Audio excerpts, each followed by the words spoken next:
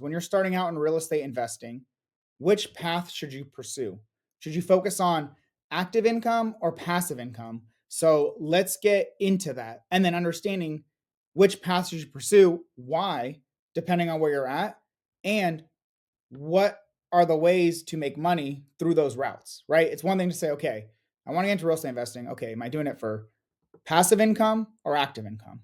And then it's, if I'm doing passive income, what does that mean? How do I get there? I'm doing it for active income. Okay, what are the various ways for me to do so? And then I will give you my perspective on why I think certain active income activities are better than others. So, as a quick reminder, hey guys, Michael Manatskanian, real estate investor that has gone from zero real estate to over $22 million of real estate in less than 5 years. The majority of the properties that I buy, I rent them out as the rent by the room or co-living model. I've built my entire portfolio using very little of my own money, primarily through raising money from other investors, right around $5 million collectively to buy and build my portfolio. And I buy most of my deals leveraging creative financing. If you are an existing real estate investor, maybe you have a deal or two, or you have a few deals and you're looking to scale, that's what I help people do in my super investors community. It's helping you get all the advanced skills and knowledge, as well as the roadmap to help you scale to actual financial freedom and building wealth. I don't think it's the right fit for the majority of people, however. It makes the most sense for those, like I said, who are already doing the thing and want to now scale at a higher level. Or if you are newer, but you have certain advantages, you have your active income needs met, you have some capital set aside, you're committed to being a buy and hold investor, and you just want to fast track your path to do so, I can help you. The majority of people, I think, if you don't have your active income needs met yet, it makes more sense either to focus on that in your current industry, the current job you work in, right? If possible, or do so through real estate, but do so with the end goal very clear. I think a lot of people get into real estate investing and then they waste a lot of time and energy chasing shiny objects. They waste a lot of time and energy following paths that don't make sense for them or are not in alignment with their overall goals. So that's my intention with this video, is to help break that down as much as possible for you. I was just with my mentor, Pace Morby. He invited me and others in Owners Club to go fishing with him. And I had this light bulb moment with someone who is part of tons of mentorships, paid close to $100,000 collectively in various mentorships, education, all this stuff. In a short conversation between us, quickly clarified that her biggest hurdle right now in succeeding in her real estate investing journey, why she's even failing to start necessarily, is because she is focusing on active income the way that it's presented to the majority of people, like active income, go wholesale, go fix and flip, go do these things. But in reality, that's not in alignment with what she really wants out of real estate. So we had a short conversation. She knows she needs to be a buy and hold investor. She was very clear that she doesn't want to put too much unnecessary time and energy into that. So then, okay, well, then be a private money partner and own assets with other people that you feel comfortable in alignment with their investing goals, the properties that they're buying, who they are as operators. Are they proven? Are they doing the thing that you want, the way that you want? Then partner with those people. Once you get to a certain point in your real estate investing journey, you can start seeing kind of the common patterns and provide these types of solutions to people. This is what my mentor did for me when I felt so overwhelmed and lost a couple years ago. I don't know how to get out of the struggle that I was in at the time, which was kind of doing everything. And he very quickly identified it's because I wasn't focusing my time and energy on all the right things that I should be. So then outsource the stuff that no longer makes sense for me and then focus on the most important parts of my business. And I did that, and I scaled from 2 million to over $22 million of real estate in less than 2.5 years. So at a certain point, then you get to be the one that passes the torch and help other people out with that same knowledge. And that's what today's training is, to help you guys as much as possible, depending on wherever you're at in your investing journey, to get very clear on, does active income make more sense for you, or does passive income make more sense for you? And if you go down those routes, which of the different categories should you focus on and why? So let's talk about the different active income versus passive income avenues in real estate investing, but more importantly, how you should decide which route to go. And this is based on my own experience. This is not a end all be all list. This is not, there's people who are in a certain position where I think they should be focused on passive, but they focus on active and whatever. But this is my take on it. So if you have your financial needs met every single month, so if you spend $5,000 a month and in your job, whatever you're working, you're making more than that amount, you have your active income needs met, right? You can cover all your bills. Maybe you're not saving a ton of money or investing, but you can pay all your bills. I think that is the only time you should consider shifting to passive income, right? To the buy and hold investing primarily. That's the most passive income route, right? Buy and hold investing or lending your money out to people. That's the closest thing to generating long-term passive income you can in real estate. They still require upfront work, but then they pay long-term dividends. Whereas active income, they still require work upfront, but they give you money upfront. So, as a rule of thumb, if you cannot comfortably pay your bills every month, you should be focused on active income. Here's where I detract from some people. I don't think the only source of active income for a lot of people should be exclusively, I need to make that through real estate. You can make that through real estate, but I talk to lots of people who are already making some money or have skills and they can just invest more time and energy into just getting paid more in the job that they have. So leveraging your skills to then get paid more in the industry that you work in, the place that you've already spent time, money, energy, years accumulating knowledge and experience and network and all that. I think that's easier for the majority of people to boost their income through their current employment track than it is to just jump into real estate and hope that solves all their problems. I think, with that being said, if you are on the, and this is where we're going to separate based on income brackets, and I'm just using this as a rule of thumb, but if you're making less than 80,000, maybe even less a year, then you should start considering real estate active income sources. And I'll tell you why. So if you can't currently make more than 80,000, right? And that's a lot. It's $40 an hour. That's the majority of people in our country make less than the median household income is 75,000 or less, right? So half the country makes less than that, right? So under the half the households make less than that. I'm saying if you're in the lower half, then real estate might make sense for you as an active income source because I think for a lot of things, unless you're willing to invest the money or energy and time to then level up your skills to then be able to make more money through a job, like I think it's too hard. If you're going to spend time, money, and energy into getting more educated to then make more in a job, that's when it kind of makes a lot of sense. Well, then just do that in the real estate space. Don't go to school to get a master's degree to make an extra $30,000 through a job. Do that through real estate. That makes more sense to me. So if you're on the lower, 80,000 or less, that's definitely not low income. But if you're on the 80,000 or less, the lower half of the household income bracket, making active income through real estate is more of a clear decision for you. It's not as easy for you. Like if you're making 100,000 or 150,000 already, or, I talked to someone yesterday, they're making $500,000. I'm like,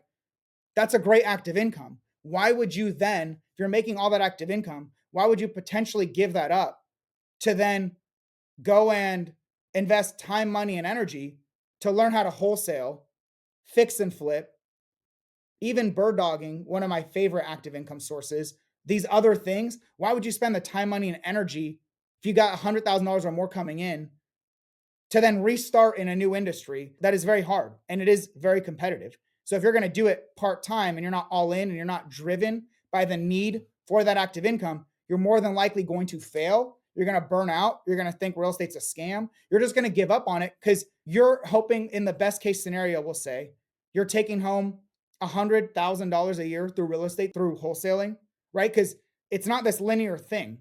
You don't just, every wholesale deal that you do, let's say on average nets you $10,000 per deal. And let's say you're doing 2 deals a month. Well, that's $240,000 of active income through wholesaling. That's more than the majority of wholesalers are doing. 24 deals a year you're already top. We're already one of the top people in a lot of the investment communities that I'm part of in your ability to wholesale successfully and consistently. That $240,000 is not that at face value. That $240,000 comes with costs, right? So if you're doing the acquisitions, you're finding the deals. Well, someone needs to sell them to end buyers. Well, that's typically a 50-50 split. So your 240,000 really quickly becomes 120,000. Well, you need to get lists of people to contact based on motivations, skip trace those people so you can get their contact information, reach out to them through your CRM of choice. You pay for dialers, you pay for maybe VAs to do some of the cold calling, spending all this time and money and energy to make less than $100,000. Well, if you're already doing that in your job, do what I did and leverage that as your superpower to grow your buy and hold business to get you financially free through passive income.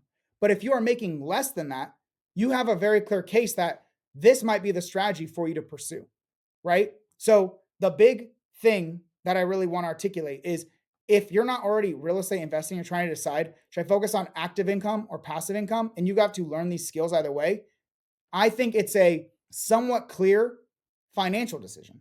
If you can make $100,000 or more in your job, continue going down that path, leverage that and develop the right skills, finding great deals and analyzing them, raising money for those deals, and then owning and operating your business in your portfolio so you can be financially free through your job instead of trying to reinvent the wheel and reinvent a whole new profession for you that a lot of people do not succeed in through like trying to wholesale, or even more so, take some more risk to fix and flip, which has higher reward, but you also have a lot more risk as a fix and flipper than you do as a wholesaler. There's very little risk as a wholesaler, except the time, money, energy you spend to contact sellers, and then the earnest money deposits you put in if you don't get those returned because it takes you too long.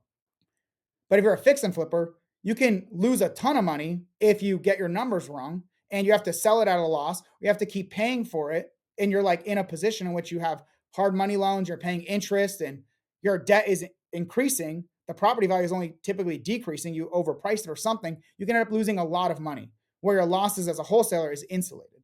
So if you want a clear decision, if you're making $100,000 or more, that is an easy rule of thumb to say maybe you should focus on passive income. You could still focus on trying to develop more active income. I just think there's better ways to do that once you have your financial needs met. And for the majority of people in our country, in the United States of America, are making $75,000 or less. Like the median is making half that is making less. Talk to plenty of people that want to make $20,000, $50,000, $100,000 months. That is awesome, right? That's awesome. And if you're already making over $100,000, you're in the top 18% of income brackets. Like you as an individual are already in the top 1/5 of our country making that amount of salary, right? So have some perspective on all this stuff. Understand that I built my $22 million portfolio without ever making over $100,000 in a year, except for 1 year through my job, right? But I leveraged the security of my job and having my financial needs met through my job, paying for all my expenses to build my real estate portfolio, and then taking that cash flow from my real estate, which I did not need to live off of, to reinvest back into the business as I was leveling up and skilling up and adding more properties. I was then taking some of the excess cash flow. I still had some sitting there. You don't want to get too close and use it all, but you reinvest it back to then free up your time so that you can focus on better use of your time, activities to help you get more deals and more money so you can build your portfolio more and more. And then when you quit your job, like when I did, it wasn't even a question. I was making twice as much in my real estate at that point than I was in my job, right? So it was like not even a question. I stayed longer than I should have due to mindset issues and whatever. But once push came to shove and they asked me to come back in office more, months after having my baby girl, my first child, the reason why I've been working so hard and tirelessly for the entirety of my life up until that point, it was the best FU money I could have ever asked for. I was in a position to say, no, I'm not going to do this. First of all, I didn't agree with it for myself or my staff. Second of all, felt really disrespectful. I just had a brand new baby. I've been remote. Now they want me to come back in office more. Not going to happen. Thank God I did the right things early on, saved, invested, developed my skills, and scaled a lot of passive income that I no longer had to be forced to do that job, which was great. So I moved on from it. So as a quick recap, if you make less than $100,000 a year, there's the obvious case for maybe you should be focused on active income because you could potentially make more in real estate than you can in your current job. Or if you just have a ton of time and less responsibilities, you can keep your job and then do it. You can like moonlight your real estate business. That's kind of the rule of thumb that I'm just giving you generically and putting things into perspective based on personal financial stats for our country as a whole. If you're making over $100,000, it doesn't mean that you shouldn't do active income, but you might consider it a better use of your time to focus on developing your portfolio that generates you passive income, not touching that and reinvesting it back into your business and scaling. Okay. So if I was focused on active income, these are the 4 key areas that I think of. I'm certain there are more, but this is what I think of. I think the one that is talked about the most is wholesaling. And for anyone who does not understand what wholesaling is, Very simply, you are talking with, let's just say sellers. You're talking with sellers, getting their property under contract, and then selling that to an end buyer. Okay. So you're putting this property under contract as an investment for someone else to buy. Whoever buys it pays you a fee for putting that deal together. That's what wholesaling is. We could get into the nuances, and I'm not going to during this, but like cash wholesaling versus creative wholesaling.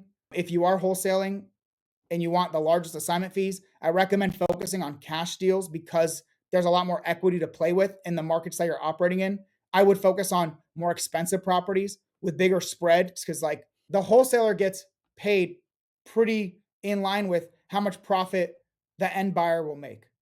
Okay. You will make more upfront income as a fix and flipper in theory if you know what you're doing. Because if you have a property that's worth 500,000 and you can sell it for a million, right? There's more spread. There's $500,000 of spread.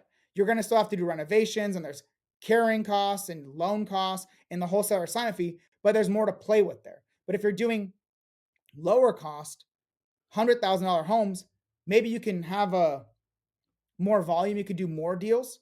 But if it's you're getting under contract for 50,000 and the end buyer can sell it for 100,000, well, with the renovations and this and that, like there's just not as much room for you to make as much money. So my advice to wholesalers, I think cash makes the most sense. Selling deals to fix and flippers makes the most sense, as well as focusing on larger dollar properties, things that are worth more, especially if you can get bigger spreads on those deals. That's how you can maximize your assignment fees.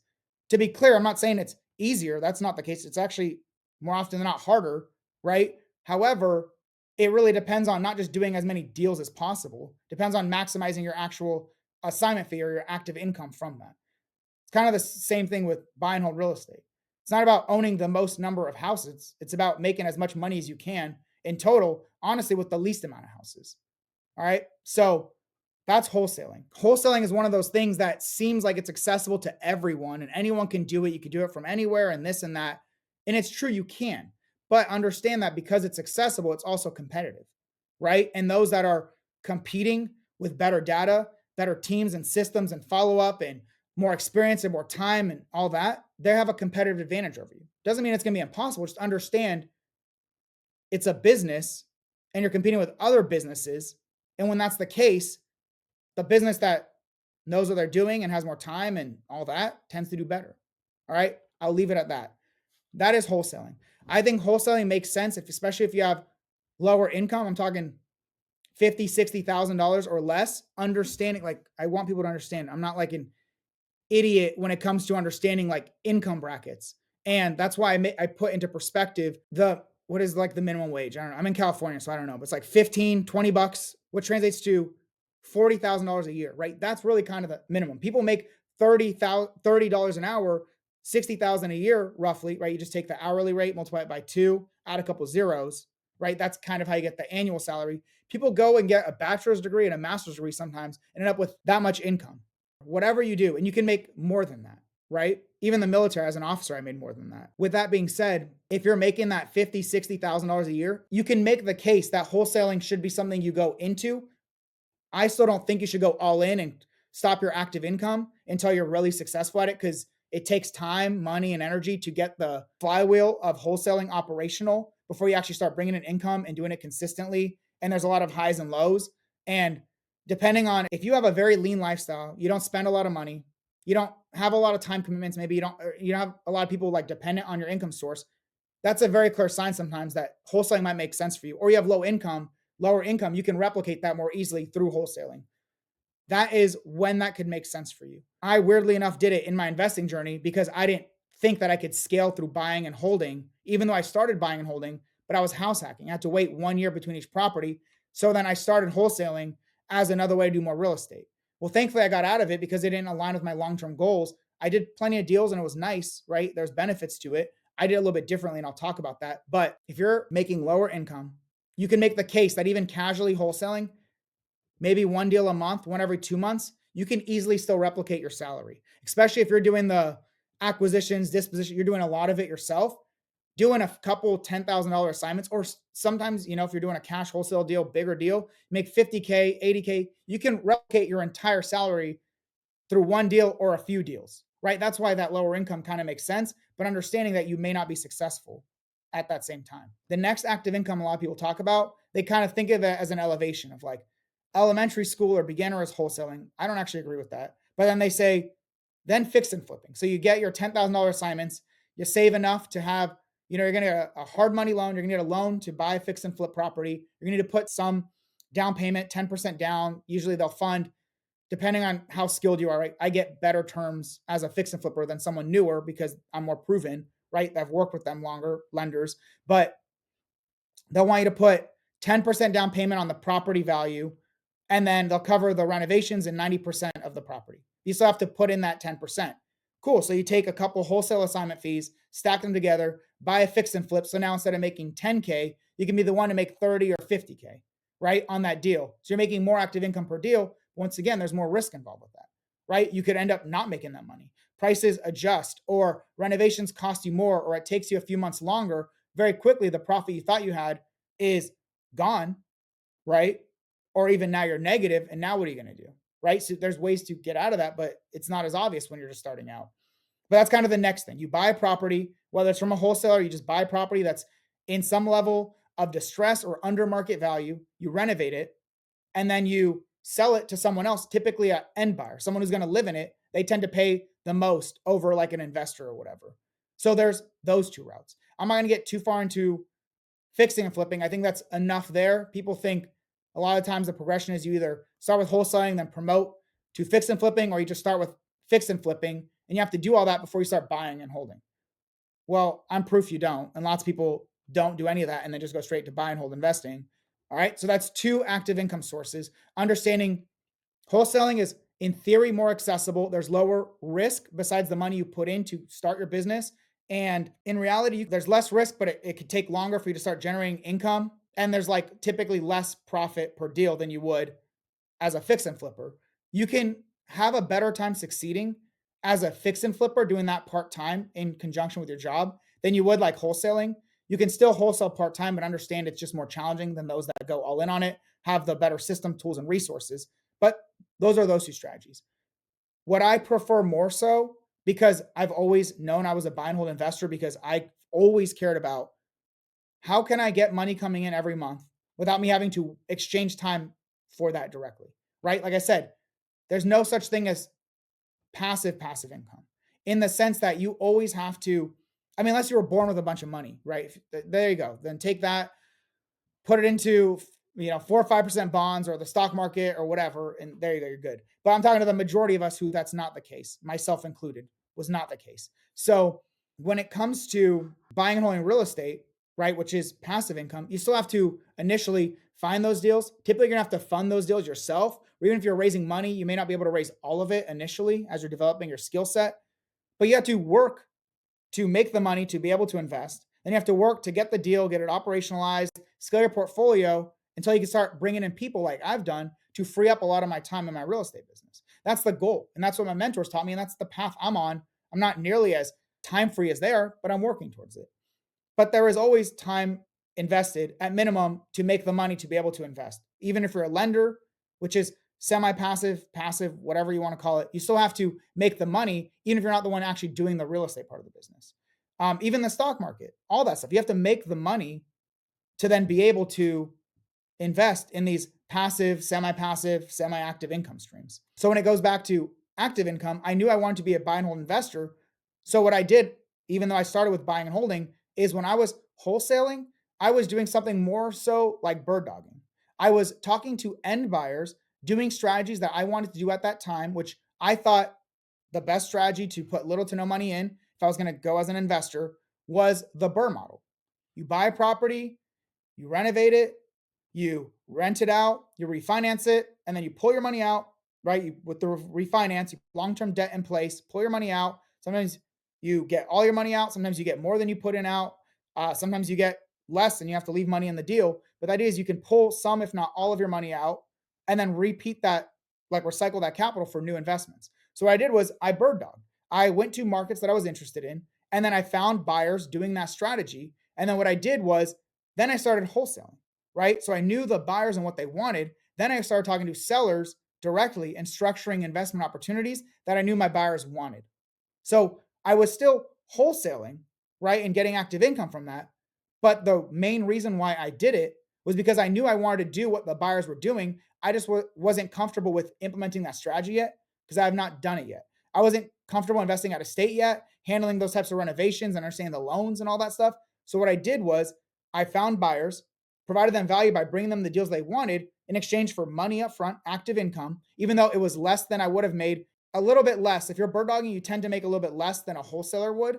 I was able to make more because I was the wholesaler myself. Sometimes you bird dog and you're not the wholesaler. You're just finding deals from wholesalers, from agents that a end buyer wants. You tend to make less income from that. But if you're doing it right, you're bird dogging for the person that you want to be in the near future. And not only are you making money through this, you're learning how to find these deals. You're learning how they own it, like how they acquire them and operate them. And you're taking advantage of this learning opportunity, which is way more beneficial, honestly, than just the money itself. The money's good, especially if you absolutely need it. But if your goal is to do what they're doing, that's the best form of education that you actually get paid to do, right? Awesome. You don't have to go to the extreme that I did, which was also wholesaling. You can just do it by finding other people's deals and matching it with the right end buyer, right? Bird dogging. But it's imperative if you're going to do that, understand you're probably going to make less money per deal. However, if you find the right buyers that you want to emulate and do what they do, you can have the case there for that. That makes a lot of sense. And for me, in hindsight, that was the best thing, right? Even if I did not do the direct acquisitions, do the wholesaling, the benefit of learning from other people who were doing the thing that I wanted to do was far more beneficial because I was learning the process from them, learning what deals they liked, or if they wanted to renegotiate them, why do they want to renegotiate them? Why does that deal not make sense for them? Why was I off in my analysis that was different than theirs? Who are the people they're working with? How long did it take them to sell this thing? Because then I was trying to do more deals with those same people, right? And I'm looking for people who are repeatedly doing deals because I want to emulate that. That's why I think that makes more sense in hindsight. Wholesaling I could have foregone completely and just found those deals for end buyers that other people are putting under contract, right? I would have rather done that, but the principle holds because I kind of did both. It's a little more work, but the back end was more important for me. I recommend that to a lot of people. I wouldn't quit your job today for that yet until you're consistently doing a couple of deals a month. Even if you did, let's say on average, you make on the high end, right? 5K as a bird dog per deal. You can make more if you're doing it as for fix and flippers, but I was doing it for buy and hold investors. So there's only so much they can pay you per deal. But to me, the exchange of learning from the buy and hold investor, which is what I wanted to do, is more beneficial than making a little bit more money as a bird dog for fix and flippers. Because I knew I didn't want to do that. That wasn't going to be the thing that I wanted to do. I wanted the passive income. Understand that you're going to make a little bit less. However, let's say you do 5K per deal, you do one deal a month for 12 months, for a year. One deal a month, whether it's the same buyer or a couple buyers, 5K, that's $60,000 of income. You see where I'm saying this $50,000, $60,000 of active income, how you can replicate that fairly easily. And the difference with bird dogging is there's no cost associated with it. There's your time, just like everything else. There's your time, right? Your hustle. That's what's going to get you paid. However, you're not spending money, grabbing those lists, talking. You're not doing all that stuff. You're working with buyers and then finding them the deals, and you can replicate that. Then let's say you do two a month, right? That's $120,000 a year. That's awesome, right? Like, see why that makes sense, kind of why I say the numbers that I do for active versus passive. But if you can just skip that and be the buyer and you're already making 100,000 plus in your job, just skip all that. That's a lot of extra work that you may not need to do. But if you need the active income or you really need to develop the skills, that's a great avenue for someone, right? But just make sure the person you're bird dogging for actually provides you that value that you're looking for. Otherwise, once again, if your goal is just to maximize income from that and you don't care about the education and doing what they're doing, then maybe be a wholesaler or bird dog for fix and flip investors, right? You'll get more per deal in theory because the same reason why cash wholesalers tend to make more on average than a buy and hold wholesale, like someone who's catering to the buy and hold market will make less. There's just bigger spread between what you can pay someone for a buy and hold investment for the deal to still make sense. Whereas for a cash deal based on equity, you can get much bigger discounts and then be able to make more. So if your goal is solely more money, whether you're wholesaling or bird dogging, it makes more sense to do that with fix and flippers. For me, it never made sense because I wanted to be a buy and hold investor. I wanted to improve my skills as a buy and hold investor and implement a new strategy that I wasn't doing in a new market and understand and learn from them. So I took the haircut so that I could then learn how to do that thing from buy and hold investors that I emulated. So I hope that provides a lot of context there. The other one, which I'm always very iffy about, I'm always very iffy about advertising this or articulating that people should do it. But it's something called capital connecting. You connect with those end buyers that you feel very confident in them operating, but maybe they're using their own money or they're just not very good at marketing themselves or raising money for their deals. So then what you do is you get very clear on who they are, what they're doing, what their track record is, right? First and foremost, how they performed previously. And then what you do is you vet the deals, pretty knowledgeable analysis to vet the deal that they're asking to raise money on, make sure it makes sense. And then they should be the ones putting together the marketing material for the capital raising. You might have to, it just depends on who you're working with. Like the capital connectors I work with, they get everything spoon fed to them, right? Here's who I am, here's my experience, here's the deal that we're raising money for, here's why we like it, here's the risks, here's how much we're looking for, here's where the money's going to, here's the presentation. Couldn't be any easier for them, right? To then take that and connect with people that they know in their circle through their networking connections, whether maybe sometimes family or friends or coworkers, however they get that capital raised, they raise that money for that deal and they get paid a fee up front for that.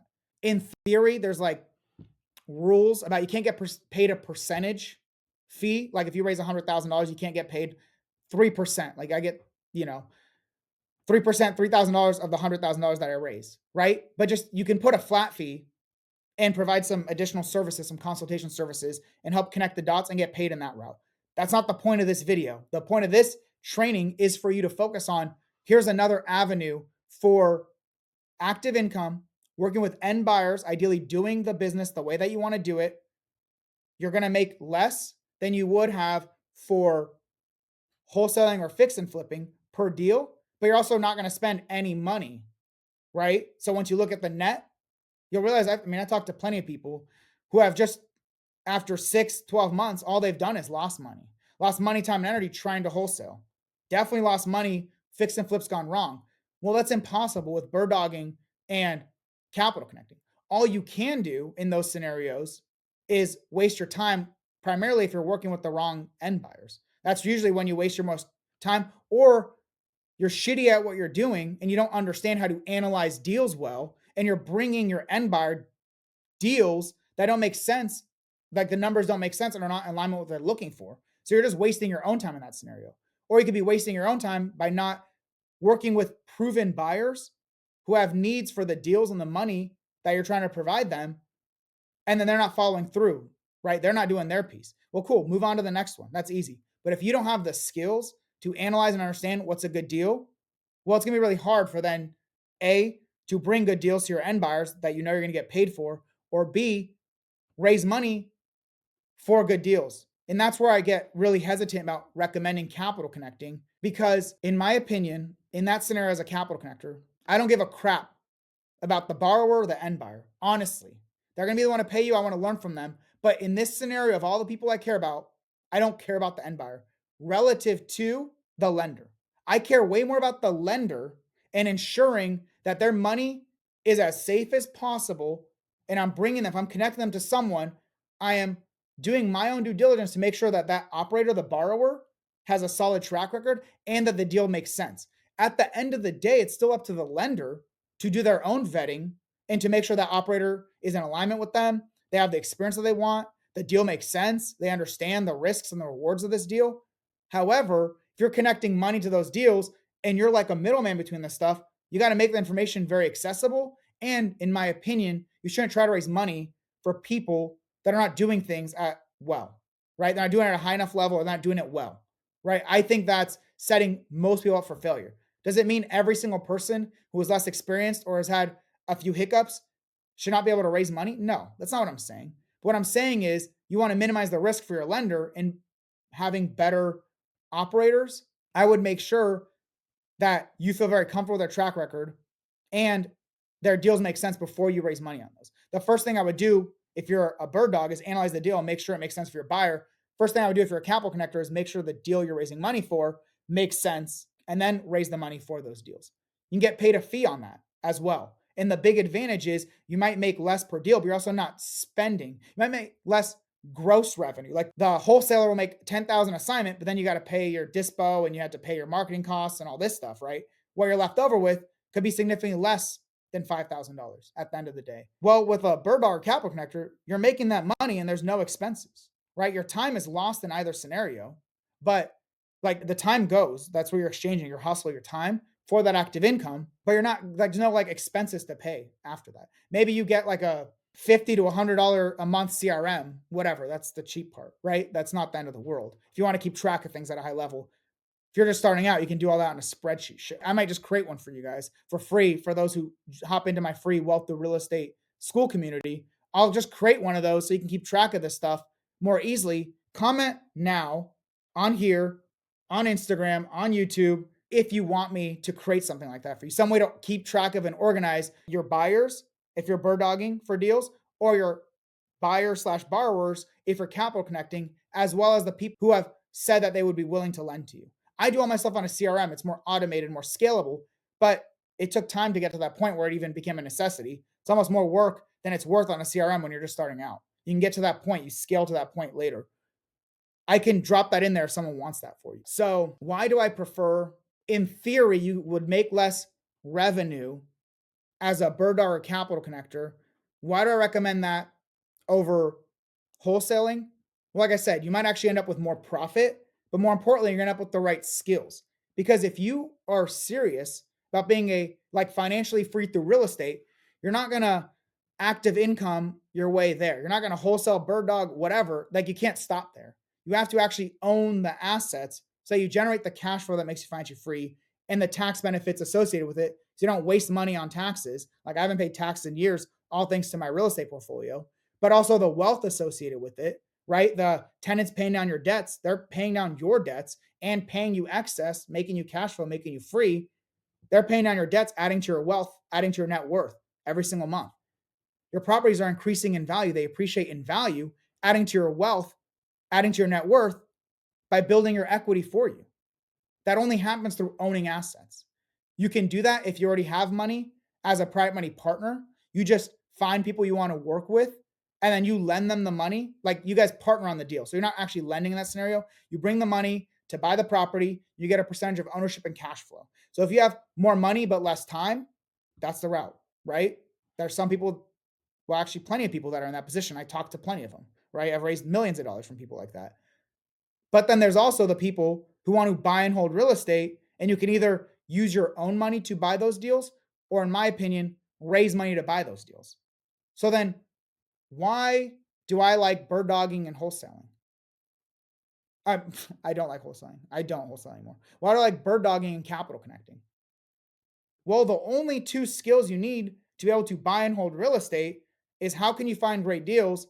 How can you fund those deals? Bird dogging teaches you how to find those deals. And if you're emulating the buyers that you're working for and they're teaching you the things that you want, like you want to learn how to buy that strategy, right? People bird dog for me who want to learn how to do co-living, the rent by the room model, primarily buying deals, leveraging creative financing, sometimes restructuring those deals and making them even better. So that's why someone would bird dog for me. It's because they want to be able to do that for themselves, right? And maybe they're not comfortable yet doing the deals independently, but at some point they're going to get so much experience and they're going to build this reserves through their active income from bird dogging. They decide, okay, I'm going to be the one to just buy this deal, or B, let me see if I can establish a better relationship with my buyer and I can get some equity in these deals as well, right? Call that wedging yourself in a deal. You're wedging yourself to get equity in a deal. So you're not just getting your fee, you might get the same fee or even a lower fee, but you're actually an owner of that asset with that buyer that you're looking for. Or you say, no, I don't want to do that. I want to be the one to solely own it. I want to be the one to operate it. Okay, cool. You buy that deal. Now you have the skill set of buying the deals, or you have the skill set of finding the deals that you know, proven buyers that you emulated, paid you money for. Cool. Now you buy it and you actually pay less because you don't have a bird dog to pay for that. You did the work. Now you just buy that deal. Okay, well, the next piece, right? The deals, well, the capital. You need to be able to fund these deals. Every single investment has acquisition costs, the cost to acquire the deal, whether it's traditional, creative, it doesn't matter. There's always acquisition costs. People say no money down. That's not true. I bought a $2+ million property, literally $0 to the seller, but it still cost me some money. Okay. It still cost me some money for the closing costs, to go through title and escrow and all that stuff. That costs money. There was a transaction coordinator that costs money. Well, I wanted to renovate and improve the property and then furnish it better. That costs money. In this instance, there was an agent. He got paid less than half of 1%. So that was as pretty much as low as you can get outside of zero. But that $9,000 wasn't making or breaking this deal, right? So the acquisition costs are there. The renovations and furnishing costs are there. And if you're a good buyer, you either have reserves set aside in your bank account, or when you're raising money for a deal, you are raising money for reserves and the carrying costs. So those first couple months when you just buy it and are renovating it and are furnishing it and are listing it, it's slower. Well, those first couple months, you still have to pay your mortgage. You still have to pay your utilities. You still have to pay these costs. You need to make sure you have reserves and carrying costs set aside for that. Otherwise, you're setting yourself up for failure, and you bought this property and now you can't afford to float it until it's operational, making you money. You waste all this time and energy for what? To just lose it now? That's crazy, right? Like, that's crazy when you think about it. But if you don't know this, then you get into that position. You're like, oh, what do I do now? So you need to have acquisitions, renovations, reserves, whatever. You need to have those costs. You need to be able to fund those deals. Well, as a capital connector, what did you learn? You learned what types of deals are people buying? How are they structuring everything? How do they know how much to raise? Where is the money going? Ideally, if you're doing it well, you're also learning throughout the process what went well, what didn't go well for that person that you're working with. You learned their marketing material, like what information do they share? How do they present the deal? Especially if it's the same strategy that you want to do. If it's co-living and you're leveraging my co-living capital raise marketing material, then go raise money. Well, there's nothing, I can't legally stop you, and I wouldn't even try. I want you to succeed. I couldn't stop you from leveraging that, messing around with it a little bit to customize it for yourself and then raise money for your deals in the future. Like, you already have all this stuff and the knowledge, and now you've already worked with lenders. So either A, you find those deals and you end up being the one to buy it, whether you work with a bird dog, you find your own deals, or you just partner with someone who's got the deal. You bring the money through your capital partners and you buy those deals. So why bird dogging and capital connecting? If the only two things you really need to buy and hold real estate, not to make money and build wealth, this is separate, but to just buy and hold an asset, is the good deals. I'd say great deals, right? The better the deal, the better, right? Obviously. But then the money to fund those deals. Well, bird dogging teaches you how to find those great deals that you know buyers want, that you're emulating. Capital connecting teaches you how to raise the money for those deals that you want to be buying as well. And you're learning throughout this entire process. So those two skills then make you a better buy and hold investor when you choose to be the buyer at the end of the day. Whether you do bird dogging, capital connecting, or both, or you partner with someone who's got deals, or you partner with someone who's raising the money, whatever that scenario is, you've got the right skills to then buy and hold that asset. The downside there is I've seen over and over and over again how many people think that's where it ends. Well, it's not. That's actually the start of your buy and hold invest. Well, that's not true. That's not the start, but that is the start of your passive income. You need to have that asset to then generate that cash flow, tax benefits, and the wealth benefits of debt paydown and appreciation. You need to have that. You need to own the asset to be able to do so. But if you aren't successfully owning and operating your property, if you're not successfully managing the project, the renovations, the furnishings, the listings, getting them managed properly so you're actually bringing in the income that you thought you were, at least bringing in some income in a timely fashion, well, owning the asset temporarily does nothing for you unless you can keep your property sustaining and cash flow positive. Otherwise, you're going to have to put in money every month to float your investments, which then is not making you financially free, is because it's not cash flowing, it's not generating you profits.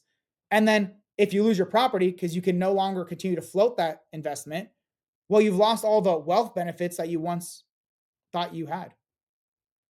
Hopefully that makes a lot of sense. The money and the deals are a necessity to be able to buy and hold the deal. Most people get it wrong, is maybe they have the rapport, the charisma, the whatever to find deals or raise money, but they tend to not be buying the right deals, or they so focus on scaling, they don't do a good enough job on the operations. So then they actually don't generate cash flow. They might actually be losing money.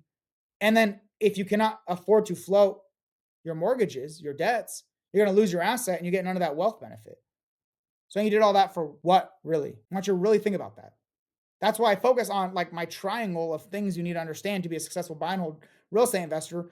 The core of what I teach my super investors is find great deals, analyze them effectively, structure them to make them even better, and then use high leverage.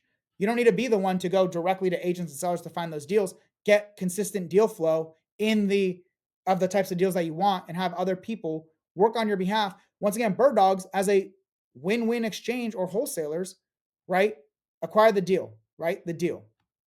Then the money. Okay, well, once again, analysis is a must to make sure the deal makes sense. Then analysis for, okay, well, can you use a private money lender or a private money partner, or does it not work for any of those? Well, if you're going to go with one of those, what does the structure look like? What do you end up with as the person raising the money? And what are you offering to your capital partners? Okay, well, you take that information, you got to have your documentation, your presentation for them to put in front of your capital partners, the people who are going to lend you money or co-own with you, so that they clearly understand what the deal is, what their returns are, what the risks are, what the upside is, and as easily as possible so they can make a yes or no decision. You confuse them, the majority of people, no matter how much they like you, won't invest with you.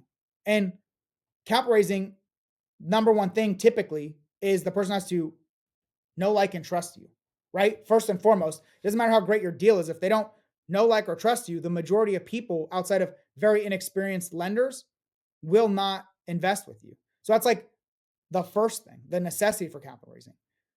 But then it's the deal. The deal has to make sense, but it's not just the deal has to make sense to you, to me in my head as an engineer. It has to make sense to them very directly what the deal is, why you're moving forward with it, what are the risks, how have you mitigated those risks, and then what are their specific returns in this scenario? How are you acquiring it? How are you going to operate it? What's the exit look like? They need to understand that to feel confident to invest with you. Okay, so deals, money. Develop that, in my opinion. If you're focused on active income, you're making maybe lower income, or that's your entry into real estate investing. That's fine. You don't have to go straight into buy and hold investing. You do not have to. If that's the case, understand the pros and cons of wholesaling or flipping versus bird dogging and capital connecting. And then the benefits if your goal is to buy and hold real estate yourself. Not only are you making money through all this stuff, but you are also developing the right skills to do that stuff. But then the big differentiator is not just the deals or money. You got to own and operate your assets well. You got to understand how to do the proper due diligence when you have a property under contract to make sure all the agreements are right.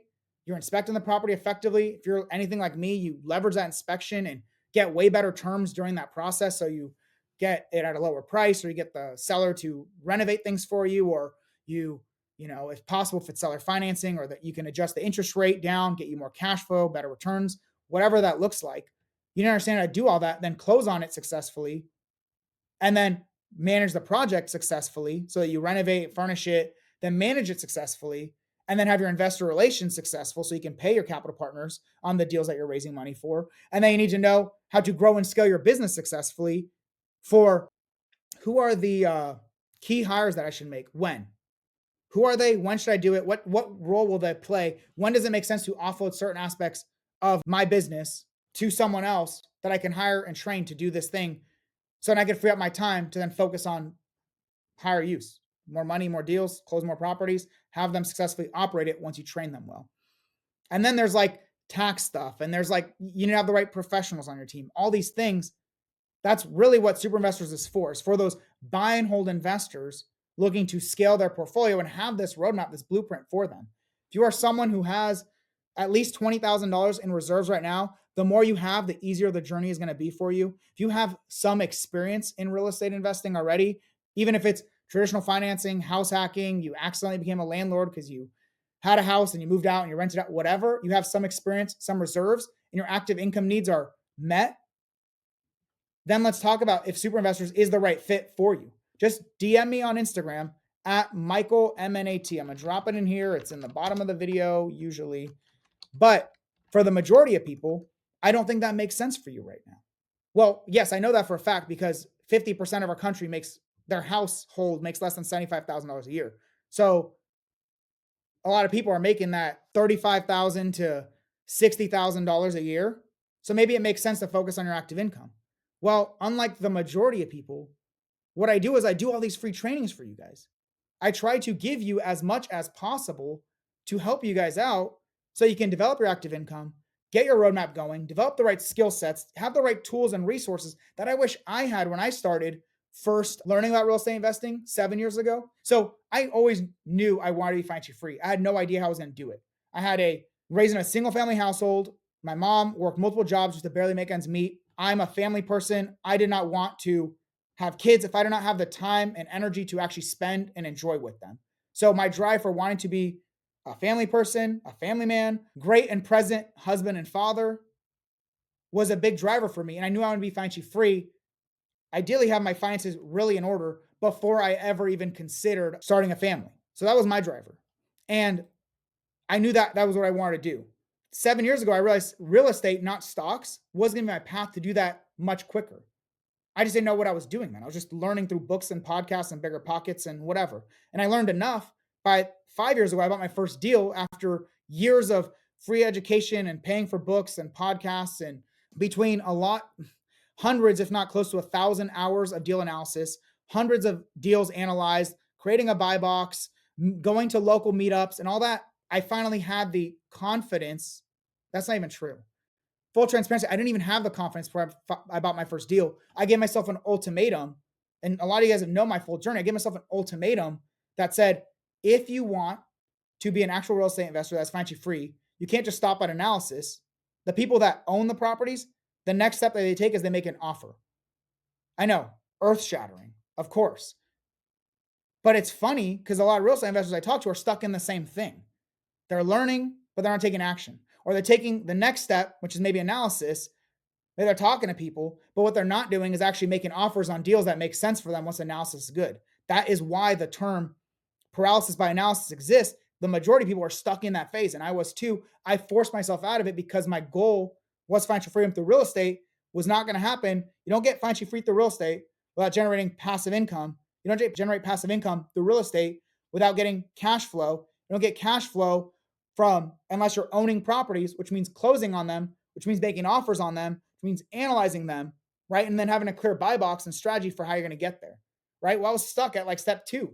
I wasn't going all the way through the journey. Most people are stuck there. I thought I had to know everything. In reality, even though I did know a lot because I was doing a lot before that first deal, well, as soon as I walked into the first property we put under contract, great deal on paper, walk in and there's this giant bubble, paint bubble full of water because there's a leak in the property during the inspection. I wasn't prepared for that, but whatever. I figured out I would learn and I would figure it out and I would do it. And we did. And I took that. We got it fixed. We negotiated with the seller. In this instance, it was a foreclosure. So it was through the bank. They ended up giving me closing cost credits for that stuff, whatever. The thing is, you can never be fully prepared. The idea is you can fast track your success in your journey by paying for the right mentorship, the right education, or just learning from people that are steps ahead of you, which is why I provide so much of this stuff for free to people. 7 years ago, before I started, 5 years ago, when I was working on my first deal and stuck, right? And then as I was scaling my portfolio to 3 years ago, where I was stuck in this portfolio of properties that I built, but I was not enjoying the process and I was not able to scale the way that I wanted to. I was doing roles in the business that made no sense for me anymore. That was roughly 3 years ago. And then that's when I learned a lot of things and scaled what I was doing. That's how I went from $2 million portfolio to over $22 million in just a few years. And that's what really Super Investors is for, right? Let me help you scale your portfolio, but then everything else I give away for free. Let me help you get started. Let me help you analyze deals. Let me help you have all the tools and resources and all these things that I wish I had when I started. Then I had to build for myself because I thought the products out there kind of sucked or they were too hard to use. And that's what I try to provide you guys. Whether it's through my free Wealth Through Real Estate school community with over 1,400 members. I don't even market the thing outside of talking about it like this or people tell each other about it. I have that here. I'm just dropping the link for you guys if you want to get in there. There are free courses, free tools and resources to help you get started. I think a lot of people that are on my YouTube probably watch that anyway. And then things like this, gems like videos like this go in there to help people get a lot of clarity as well on their investing journey. So with that, if you are starting your journey, hopefully this provides you a lot of clarity in real estate investing when I believe it makes sense to focus on active income versus passive income. Some rules of thumb. I'm not the guy that says just make decisions based off rules of thumb, like make $100,000 or less or $100,000 or more, then maybe be a buy and hold investor, focus on passive income. Make less than 60,000, then maybe it makes sense to really focus on the active income because you can more straightforward replace that. Like those are rules of thumb. People love that stuff. People love the 1% rule and this and that, but that's not really how it works. There's a lot that goes into it.